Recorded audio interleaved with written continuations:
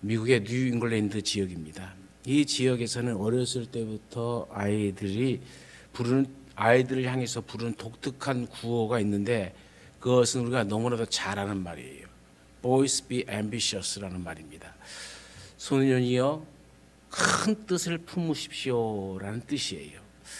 우리나라는 소년이여 야망을 품으라는 뜻으로 해석했는데, 야망보다는 큰 뜻을 품으시라는 말이 더 합답한 말입니다. 그래서 청소년들이 혹시나 실수를 하고 또 잘못을 해도 그 소년을 붙잡고 나무라는 것이 아니라 Boys be ambitious라고 합니다. 소년이여 여기에 머물지 말고 더 큰 뜻을 품고 삽시다 라는 말이죠. 어려서부터 이 비전을 주는 구호 때문에 뉴 잉글랜드 지역에서 미국을 큰 나라로 만드는 위대한 지도자들이 많이 배출되었다는 얘기입니다. 최근에 21세기를 맞이해서 세계적으로 제일 많이 쓰여지는 용어가 비전이라는 용어입니다. 그런데 성경에는 이미 잠언서에서 이 말이 언급되고 있죠. 기독교는 비전을 주는 종교입니다. 성서에 나오는 위대한 신앙의 사람들은 이 모두 비전의 사람들이었죠. 아브라함, 야곱, 모세, 다니엘 등 많은 예언자들이 우리에게 비전을 제시할 뿐만 아니라 비전을 가지고 살아왔다는 것을 우리가 알 수가 있죠. 오늘 본문에 나오는 야곱은 형인 에서의 그 장자의 기업을 팥죽 한 그릇에 샀습니다. 남의 약점을 교묘하게 이용해서 산 거죠. 또 형이 받아야 할 장자의 축복을 위장을 하고 아버지를 속여서 가로챘습니다. 그 이야기를 들은 장자에서는 몹시 분노해서 동생 야곱을 살해하려고 합니다. 이것을 한 야곱은 도망을 치죠. 자기 아버지의 집 브엘세바를 떠나서 하나를 거쳐 광야에 이르게 되어집니다. 해는 서산으로 져갑니다. 익숙한 것이 없는 허벌판인 광야입니다. 야곱은 돌을 하나 취해서 베개를 하고 누워 고독하게 잠을 청합니다. 잠이 쉽게 들 일도 없겠죠. 뒤척뒤척 하다가 잠깐 잠을 깜빡 든 사이에 야곱은 놀라운 새로운 비전을 봅니다. 여러분, 위대한 지도자나 큰 일을 하는 사람들은 모두 비전을 가진 사람들이죠. 비전을 가지 못하고 비전이 없는 사람은 큰 일도 할 수가 없고 지도력을 발휘할 수도 없습니다. 그래서 아인슈타인이라는 사람은 지성보다 중요한 것이 꿈이다라고 얘기합니다. 요즘과 같이 어려운 시대에는 벽에 부딪히고 또 어디 빠져나갈 길이 암담하고 어려운 것 같지만 우리는 야곱처럼 새로운 비전을 가지고 하늘을 바라보며 살아야 우리의 문제가 해결되어지고 우리에게 새로운 길이 열려지게 된다는 교훈을 오늘 본문의 말씀에서 찾고자 합니다. 그러면 우리는 이 암담하고 어려운 현실 속에서 무엇을 바라봐야 됩니까? 그 첫 번째로는 한밤중에 새로운 비전을 바라봐야 됩니다. 야곱이 살던 브엘셉을 떠나 광야에서 돌을 취해서 누웠습니다. 주인은 한밤중이며 광야입니다. 언제 도적들이 들이닥칠지도 모르고 들짐승들이 달라들어서 자기를 해할지도 모릅니다. 생명의 위협 속에 놓여지게 된 거죠. 편안하게 잠자던 집하고는 완전히 다른 곳입니다. 그 마음속에는 두려움이 가득 차 있습니다. 죄책감과 고독감, 또 공포심으로 소망을 잃어버린 채 광야의 밤을 맞이하게 되었습니다. 하나님께서는 아마 나를 잊어먹었을 것이다. 나를 버렸을 것이다. 이렇게 불안해하는 야곱에게 하나님은 뜻밖의 비전을 보여주셨습니다. 놀라운 꿈을 주셨습니다. 성경에 기록된 대로 사다리가 땅에서 위로 쭉 뻗어 있습니다. 보니 사다리의 천사가 오르락 내리락하는 이상한 비전을 야곱이 보았습니다.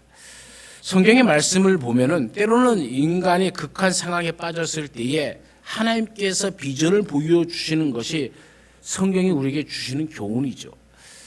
야곱이 하나님을 극적으로 만나는 장면은 이 창세기에 7번 이야기가 나옵니다. 비전을 통해서 하나님을 만나고 극적으로 하나님과 조우하는 것 중에 그 첫 번째가 오늘입니다. 야곱은 루스라는 이 광야에서 돌 베개를 베고 자는 밤중에 사다리를 보고 새로운 비전을 봅니다. 옛적에 이사야는 우시야 왕이 죽을 때에 이 나라가 어떻게 될 것인가, 이 캄캄한 밤중과 같은 절망에 놓여 있는 이 나라를 바라보면서 이사야는 여호와의 전에 들어가서 기도를 합니다. 하나님의 환상을 바라봅니다. 스랍들 사이에 가려워진 하나님을 보고 이사야는 새로운 비전을 가지고 새로운 소망을 갖게 되었습니다. 욥도 그가 시련의 고통 중에 겪게 될 때에 하나님의 비전을 보고 신앙을 고백하고 또 회개하고 하나님의 큰 위로를 얻게 되어졌습니다. 다니엘과 같은 사람도 이방의 포로로 잡혀갔지만 시련과 고통 속에 있게 될 때에 하나님의 큰 환상을 보고 기도하기를 시작합니다. 사도 요한은 밤모섬에서 고독하게 유배당하고 있을 때에 하나님의 환상을 수없이 보면서 하나님께서는 위로의 하나님이시고 부활하신 주님이 우리와 같이 계시고 하나님께서 저를 돌보시고 놀라운 위로의 하나님을 보게 된 것이죠. 여러분, 야곱이 당한 처지는 어쩌면 우리들이 당하고 있는 상황과 같을지도 모릅니다. 우리는 인간의 노력으로 최선을 다했지만 이제 벽에 부딪히고 외부의 압력을 받으면서 누군가의 도움 없으면 헤어나지 못할 것 같은 좌절에 처해 있을 수도 있습니다. 그러나 좌절하지 맙시다. 오늘 우리도 야곱이 하나님으로부터 새로운 비전을 본 것과 같이 하나님께서 주시는 이 새로운 비전을 품는, 그래서 그 새로운 비전을 바라보는 영적인 각성이 있기를 간절히 축원합니다. 사다리가 올려 뻗쳤다라는 말은 하나님과의 단절되었던 그 관계가 하나님을 등지고 도망치고 있는 야곱에게 다시 한번 하나님께서는 그 사다리를 내려서 그 사다리를 통해서 새로운 교통과 관계성을 맺게 하는 길이 열려졌다는 것이죠. 하나님의 임재를 체험하게 된 것입니다. 오늘 우리가 당하는 기업의 어려움이라든지 정부의 어려움이라든지 가정의 어려움이라든지 교회의 어려움은 단 하나, 비전이 없었기 때문입니다. 가까이는 2, 3년, 멀리는 20년, 30년을 미리 바라보는 것이 지도자입니다. 그러나 오늘날 우리에게는 지도자들이 미래를 바라보는 비전이 없기 때문에 우리가 이러한 어려움에 처하게 되었다라는 것이 학자들의 공통적인 해석입니다. 우리가 미래 지향적 비전을 가질 때에 발전하게 되는 것이죠. 지도자가 비전을 가지고 나아갈 때에 그 신념을 가지고 나아가야 됩니다. 왜냐하면 항상 사람들은 여기가 좋사오이라는 의식에 사로잡혀서 앞으로 나아가는, 그래서 아직 희망이 보이지 않고 눈에 잡히는 것이 없는 그런 곳으로 나아가는 모험이 아니라 오늘 이 편안한 현실에 안주하려는 경향이 훨씬 크기 때문이죠. 애굽 땅에서, 광야에서 이스라엘 사람들이 그렇게 살다가 가나안은 발도 들여놓지 못하고 죽었습니다. 비전이 있는 사람은 이 하나님이 주신 기회를 잘 포착합니다. 그것을 하나님이 주신 은혜라 생각합니다. 그래서 어떤 풍랑도 두려워하지 않습니다. 여기가 좋사오니 하면서 계속 머물다가 예루살렘 교회는 큰 환난을 당했지만 비전을 기회로 삼아 계속적으로 전진한 안디옥 교회는 하나님으로부터 또 사람들로부터 칭찬받는 교회가 되었습니다. 야곱은 아주 간사하고 지혜가 있었고 어떻게 보면 사기성이 있어 보입니다. 사람들 눈에는 그렇게 보입니다. 사람들 눈에는 사람들의 이성과 판단에는 참 파렴치한 인간입니다. 그러나 하나님이 야곱을 보는 시각은 달랐습니다. 야곱은 하나님의 언약을 바라보았습니다. 하나님의 비전을 바라본 사람입니다. 야곱이 하나님이 주신 그 은혜를 바라보았기에 하나님의 사명을 깨달았고 장자의 명분, 장자의 축복권을 그렇게 사모해서 어떻게 해서든지 그것을 자기 것으로 만들려고 했던 것이죠. 사람의 눈에는 야비했지만 하나님의 눈에는 그 열정, 그 대야망, 암비셔스가 보였던 것입니다. 그러기에 야곱은 광야길을 가지만 우울증에 걸리지 않았습니다. 그리고 하나님은 이 루스에서 그 비전을 새롭게 해 주셨습니다. 비전이 있는 사람은 믿음이 있는 사람이죠. 우리는 절망과 좌절 가운데 어떻게 빠져나갈 길을 찾아보는 상황에 있을 때에 수평선만 바라볼 것이 아니라 위로 뻗어진 사다리를 바라보는, 위를 바라보면서 새로운 비전을 가질 때에 우리 모든 문제를 해결받는 은총의 길이 열려질 줄로 믿습니다. 경제적 위기에 닥쳤을 때에 우리는 기본적인 것이 잘못되었다, 원점으로 다시 돌아가서 생각하자라고 얘기합니다. 우리가 월드컵 기간이지만은 여러분 축구라는 운동도 마찬가지입니다. 메시라는 아르헨티나가 결국 결승전에 오르게 되었습니다. 근데 이 메시라는 사람은 좀 재미있는 사람입니다. 메시뿐만 아니라 모든 축구 선수들이 그렇습니다. 매일매일 자기의 운동을 합니다. 자기가 해야 할 운동을 빠짐없이 하루도 빠짐없이 합니다. 그런데 그게 뭔지 아십니까? 새로운 기술을 배우거나 새로운 것을 터득하는 것이 아닙니다. 기적을 알고 있던 기초적인 것을 새롭게 다시 하는 겁니다. 오늘 기초적인 것을 반복하는 거지만, 그래서 사람들 눈에는 매일 똑같은 일을 반복하는 것 같아 보이지만은 그 기초가 잘못되어지면은 모든 밸런스가 무너지기 때문에 그 기초를 다시 점검하고 다시 점검하고 다시 점검하게 되어진 겁니다. 그리고 그 기초에서 새로운 기술들이 탄생하게 되어지는 것이죠. 인간의 기초적인 것이 무엇이겠습니까? 여러분, 인간의 기본적인 것이 무엇이겠습니까? 신앙인의 기본적인 것이 무엇이겠습니까? 그것은 하나님을 바로 알고 하나님의 뜻 가운데서 이웃을 사랑하고 내 나와 땅을 사랑하는 기본적인 이 구조, 이 기초가 잘못되면 우리가 이런 시련을 당하게 되어진다는 겁니다. 그렇기 때문에 이 기본적인 구조를 개혁하고 기본적인 것으로 다시 돌아가서 다시 돌아간 거기서부터 새로운 출발을 해야 되는 것이죠. 하나님과의 관계, 또 이웃과의 관계, 이것이 기본적으로 잘 되어 있는지 살펴봐야 됩니다. 새로운 하나님의 비전을 찾아 나아가라는 이 교훈이 캄캄한 밤중에 광야에서 야곱이 바라본 비전이고, 이 주신 언약이 아브라함에게 주신 언약이고 이삭에게 주신 언약입니다. 다시 말하면 기초적인 언약입니다. 이 기초적인 언약을 다시 야곱에게 확인시켜 주시는 겁니다. 오늘 우리도 기본으로 돌아가야 됩니다. 우리의 믿음을 다시 점검해 봐야 됩니다. 이 기본적인 것을 되찾아야 합니다. 하나님의 비전이 있는지 다시 점검해 봐야 됩니다. 하나님과의 관계, 이웃과의 관계가 바르게 되어 있는지 점검해 봅시다. 그리고 새로운 하나님의 비전을 찾아 나아가는 그런 비전이 있기를 간절히 축원합니다. 두 번째로는 언약으로 축복하신 은총의 비전을 보아야 됩니다.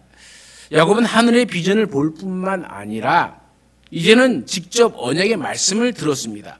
오늘 15절 말씀에 내가 너와 함께 있어 내가 어디로 가든지 너를 지키며 너를 이끌어 이 땅으로 돌아오게 할지라 내게 허락한 것을 다 이루기까지 너를 떠나지 아니하리라 하신지라. 아브라함과 그의 자손에게 동서남북의 자손이 편만하고 복을 얻을 것이라는 것은 이미 아브라함 때부터 반복해서 계속 들었던 언약입니다. 아마 야곱도 할아버지로부터 그 아버지 이삭으로부터 자라면서 그 어머니로부터도 계속 하나님께서 우리에게 이런 언약을 주셨다라는 얘기를 듣고 자랐을 겁니다. 그런데 부모로부터 들은 언약과 내가 직접 하나님을 만나서 들은 언약은 같은 언약인 것 같지만 다릅니다. 오늘 우리의 자녀들의 신앙도 마찬가지예요. 부모의 신앙이 좋다고 자녀의 신앙이 저절로 좋아지는 건 아닙니다. 계속적으로 우리가 가르친다 할지라도 그게 내 마음대로 안 됩니다. 중요한 것은 내가 만난 하나님을 내 자녀가 만나야 된다는 거예요. 아브라함이 만난 하나님, 이삭이 만난 하나님, 그 하나님은 오늘 야곱이 만나고 동일한 아브라함이 주셨던 언약, 이삭에게 주셨던 동일한 언약을 야곱에게 동일하게 주시잖아요. 다른 것이 아닙니다. 그런데 야곱은 그날에 감동을 합니다. 과연 여기도 하나님이 계시나이다 하면서 하나님을 찬양하기 시작합니다. 내가 만난 하나님이 있어야 된다는 겁니다. 내 아버지 하나님, 내 어머니 하나님, 내 조상의 하나님이 아니라 오늘 내가 만난 하나님이 우리 가운데도 있어야 됩니다. 그것을 여러분 사모하십시오. 그 밤에 하나님은 야곱을 만나시고 너는 아브라함의 자손이다. 아브라함의 약속한 것을 너를 통해 다 이루겠다. 그뿐만 아니라 야곱에게 약속한 땅으로 돌아오게 하고 회복시켜 주실 것이고 그 약속이 다 이루어질 때까지 내가 너를 떠나지 아니하겠다. 놀라운 언약의 말씀을 듣잖아요. 야곱은 전혀 예기치 못했습니다. 하나님께서 자신에게 이렇게 큰 은혜를 주실 것이라고 생각하지도 못했습니다. 자신은 하나님께 버림받은 존재 같아 보였습니다. 하나님께 심판을 받을 것 같다는 그런 생각을 하고 하나님은 나를 기억조차도 못할 것이라 생각했습니다. 그러나 뜻밖의 이 큰 은혜를 하나님께서는 야곱에게 주신 겁니다. 은혜 받을 만한 자격이 없다고 생각한 야곱은 놀랐습니다. 하나님이 주시는 은혜는 나의 자격을 따지지 않습니다. 나의 크고 작음을 따지지 않습니다. 나의 죄의 유무를 따지지 않습니다. 나의 학식이 있고 없음을 따지지 않습니다. 이것이 바로 성경이 말하는 하나님의 은혜입니다. 그렇다면 우리 모두도 하나님의 은혜를 받을 수 있는 기회가 있고 자격이 있는 것이죠. 하나님께서 말씀하신 대로 하나님은 야곱을 지켜주었습니다. 아무도 야곱을 해할 자가 없도록 하여 주셨습니다. 야곱을 인도해 주셨습니다. 어려움을 당할 때 위로해 주셨습니다. 바로 이것이 기독교의 은총인 것이죠. 로만 빈센트 필이라는 사람이 이 동남아시아에 제일 만족스럽게 사는 족속들이 있다고 해서 알아보니까 발리섬에 있는 사람들이라는 이 결론을 내렸습니다. 그래서 로만 빈센트 필 목사가 발리섬을 방문했습니다. 세계에서 제일 행복하게 지낸다는 이 발리섬 주민들과 일주일간 머물면서 많은 사람들을 찾아다니면서 인터뷰를 했습니다. 어떻게 만족하면서 살고 있습니까? 물었더니 그 이야기의 총괄적인 것을 결론을 냈더니 5가지가 있다는 거예요. 첫 번째는 가진 것이 없다는 겁니다. 어쩌면 우리가 요즘에 조급한 것은 우리가 너무 가진 것이 많기 때문 아닌가 하는 생각이 들어요. 그것을 지키려고 하니까는 더 어려워지는 것이죠. 그런데 발리섬 사람들은 가진 것이 없으니까 오히려 만족할 수 있다는 거예요. 두 번째는 단순하게 산다는 거예요. 사람은 단순화되어질 때에 마음에 불안이 없어지는 겁니다. 우리가 지금 과거보다 너무나 많이 복잡한 세상 속에 살기 때문에 긴장되고 스트레스도 많고 이 스트레스 때문에 온갖 병이 많아지는 것이죠. 세 번째로는 이웃끼리 서로가 서로를 좋아한다는 겁니다. 그들은 서로 이웃들 간에 싸우지를 않는데요. 네 번째는 먹을 것이 충분하기 때문에 그렇죠. 따뜻한 섬이기 때문에 어딜 가도 먹을 것이 충분하기 때문에 서로 그 먹을 것 때문에 또 싸울 필요도 없다는 것이죠.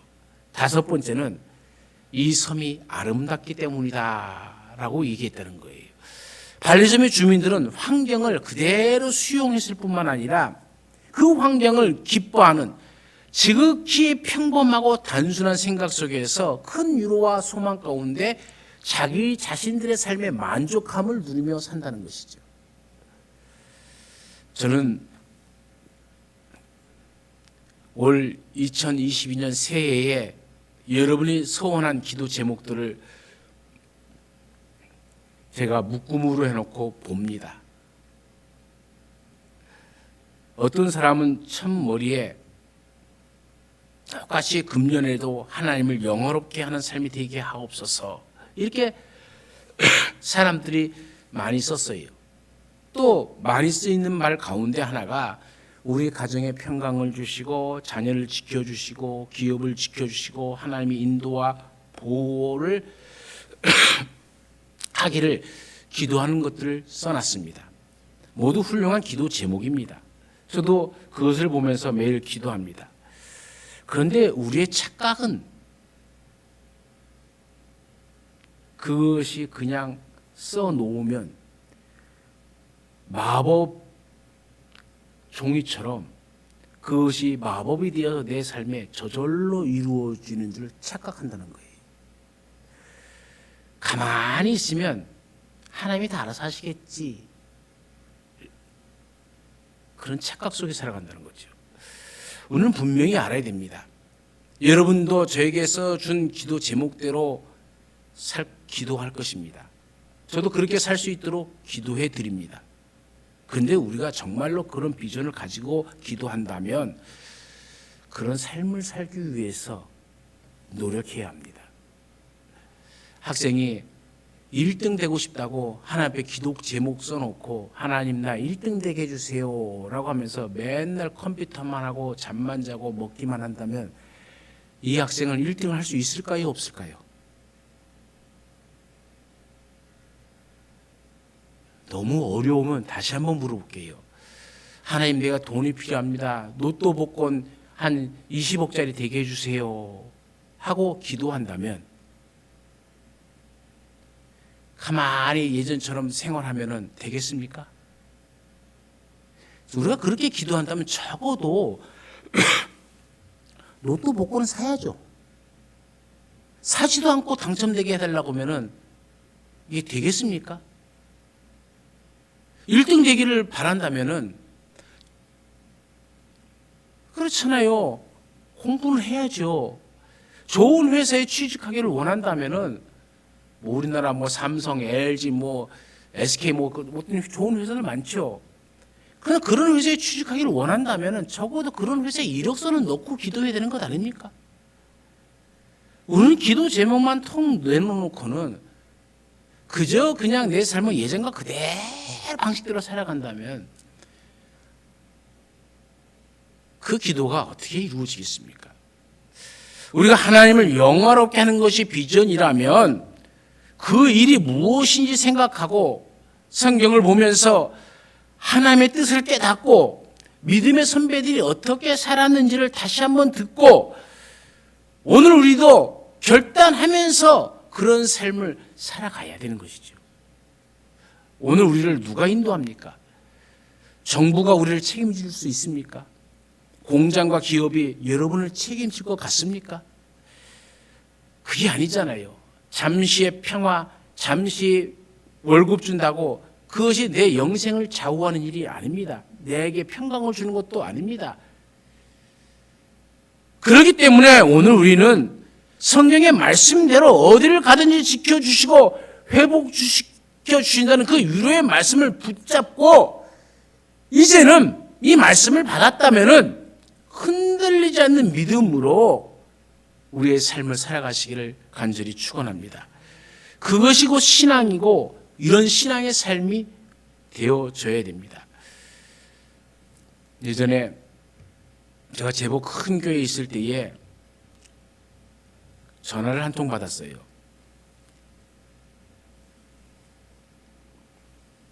말씀을 애가 전화를 했는데 전화 소리는 초등학교 한 5, 6학년쯤 되는 그런 아이예요.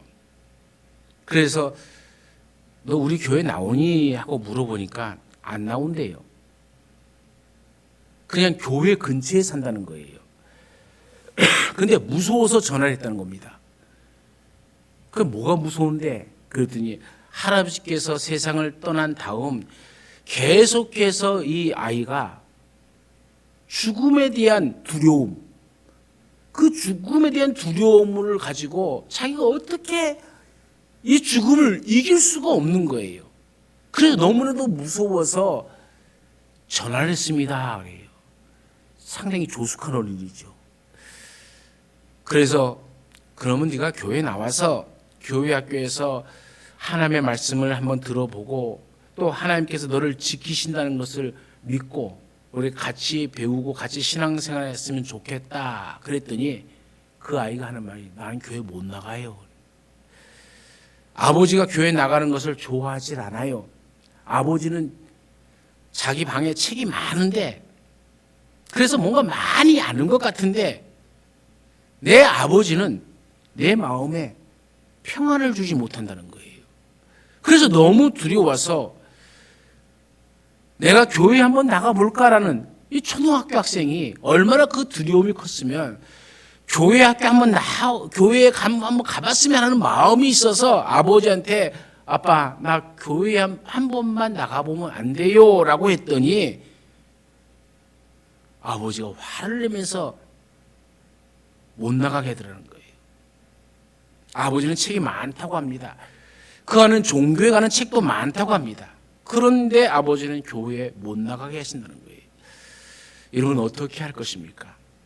죽음, 우리의 질고, 불안을 누가 위로하고 인도하며 누가 지켜줄 것인가?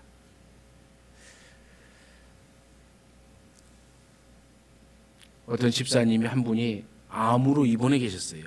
그때 구역장에 저에게 와서 목사님, 저분은 목사님이 한번 오셔서 안수기도 해주면 좋겠다고 하는데 어떻겠습니까? 그때 당시만 해도 목사는 병원에 자주 왔다 갔다 하니까는 아 그래요? 알겠습니다. 갑시다. 갔어요. 그리고 병원에서 간절히 기도했습니다. 기도하고 나니까 그분이 눈물을 흘리면서 목사님은 고맙습니다 라고 말을 해요. 그리고 그분은 얼마 안 돼서 병이 다 나아서 퇴원을 했습니다. 그런데 여러분 아셔야 돼요. 제가 가서 기도했다고 그분 병이 나았겠을까요? 어떤 분들은요 정말 안타까운 마음으로 눈물을 흘리면서 기도했는데도 병에서 회복되지 못하고 천국 가신 분들도 많아요. 이걸 아셔야 됩니다. 궁극적인 치유는 목사에게 있는 것이 아니라 하나님께 있습니다. 궁극적인 인도도 하나님께 있습니다. 우리가 사람이 나를 낫게 해준다, 저 사람이 나를 위로한다, 거기에 치우치지 마시고 하나님이 나를 지키시는데 사람이 나를 어떻게 하랴. 이것이 바로 우리 그리스도인들의 신앙인입니다.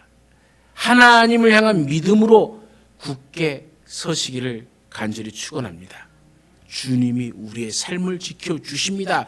오늘 우리가 은총의 삶을 살아갈 때에 우리 앞에 있는 모든 장벽이 무너질 것이고 우리에게 하늘 문이 활짝 열리고 은총 가운데 승리하며 살아가게 될 줄로 믿습니다.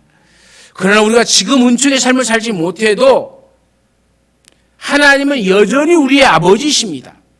여전히 우리를 보호해 주실 것입니다. 여전히 우리를 인도해 주실 것입니다.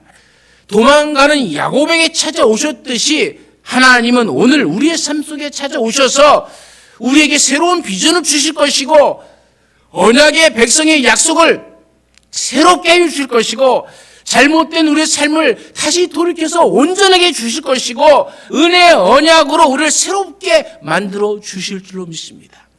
이 은총이 오늘 여러분의 것이 되어지길 간절히 축원합니다. 마지막 세 번째로는 비전을 보고 새롭게 결단해야 됩니다. 야곱은 사다리의 비전을 보았습니다. 내가 너를 지키고 인도하시겠다는 하나님의 언약의 말씀을 들었습니다.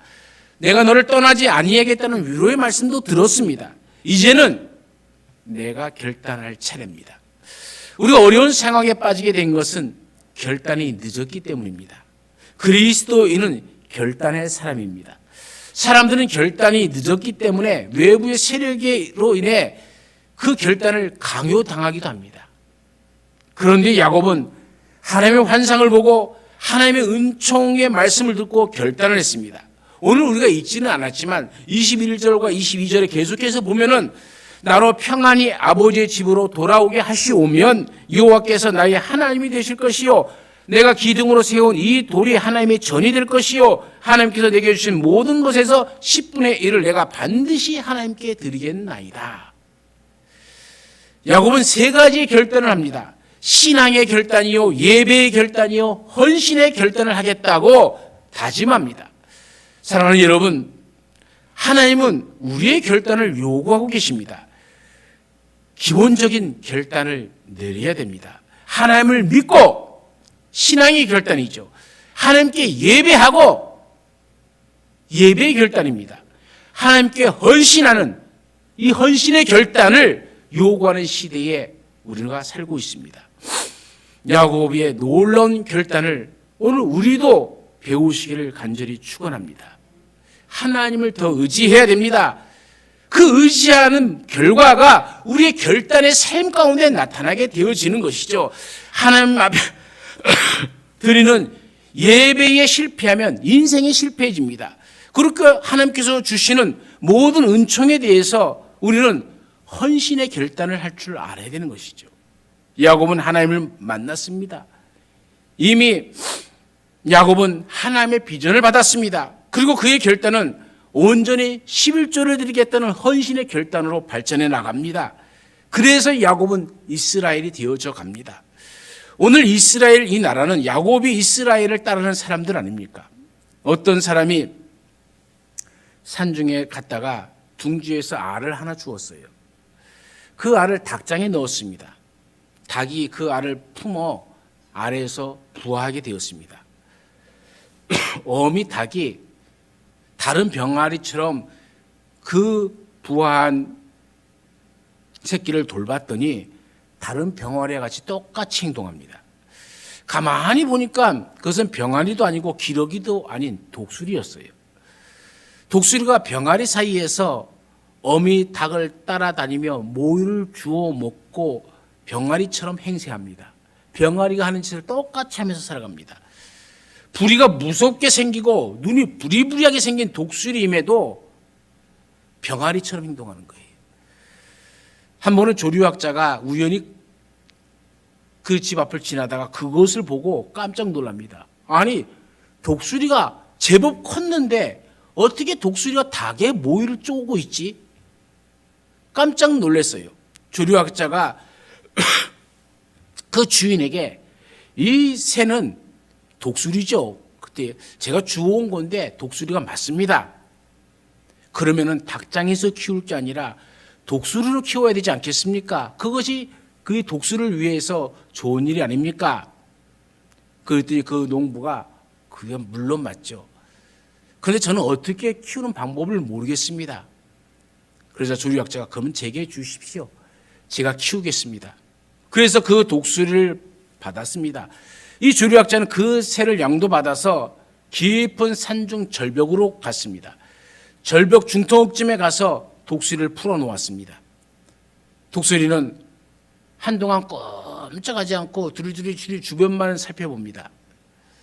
밤새 그러고 있다가 아침 태양이 쫙 떠오르는 모습을 보면서 독수리가 흥분하기 시작합니다.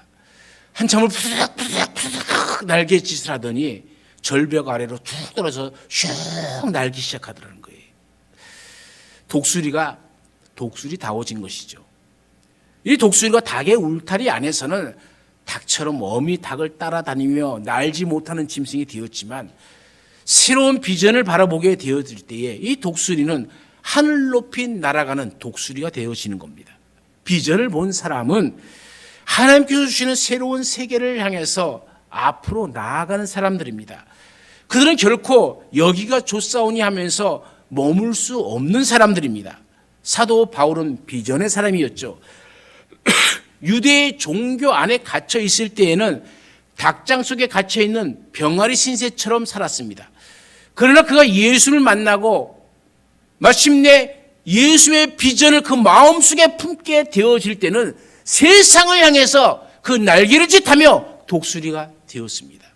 베드로도 마찬가지 아닙니까? 민족주의에 빠진 그가 하나님의 비전을 바라보고 그 비전을 품었을 때에 민족을 넘어서 로마에 이르기까지 가서 복음을 전하는 하나님의 사람이 되었습니다. 사랑하는 여러분, 여러분에게는 하나님의 비전이 있습니까? 절망 속에 고난 중에 하나님을 만난 이 한밤중에 신비로운 비전이 있습니까? 언약으로 우리를 축복하시는 이 하나님의 은총의 비전이 있습니까? 하나님의 비전을 보고 오늘 우리의 삶을 새롭게 결단할 수 있는 용기가 있습니까? 하나님은 이미 우리에게 축복을 예비해 놓으셨습니다. 우리는 비전을 품고 독수리가 창공을 향해 날아가듯이 날아가면 됩니다. 하나님이 예배해 놓으신 축복이 있음을 믿으시길 바랍니다. 눈을 들어 새로운 비전을 바라보십시오. 새로운 은총을 체험하십시오. 그리고 새로운 결단으로 헌신하십시오.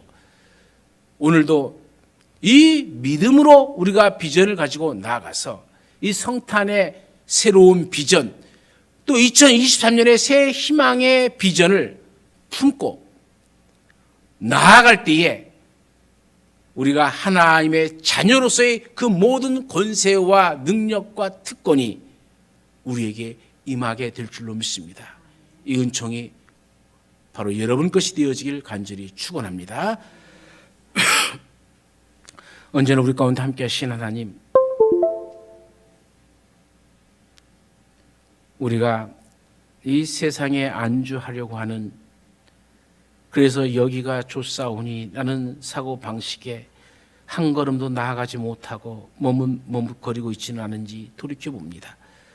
이제 한밤중이라도 새로운 비전을 품게 하시고 그 언약의 은총의 비전 속에서 우리의 삶의 새로운 결단 가운데 하나님의 자녀로서 이 세상을 향해 나아가는, 이 세상을 향해 날개짓하며 하늘 높이 솟아오를 수 있는 우리 교회 하나님의 자녀들이 되게 하여 주옵소서. 언제나 함께 하시는 예수님의 이름으로 기도드리옵나이다. 아멘.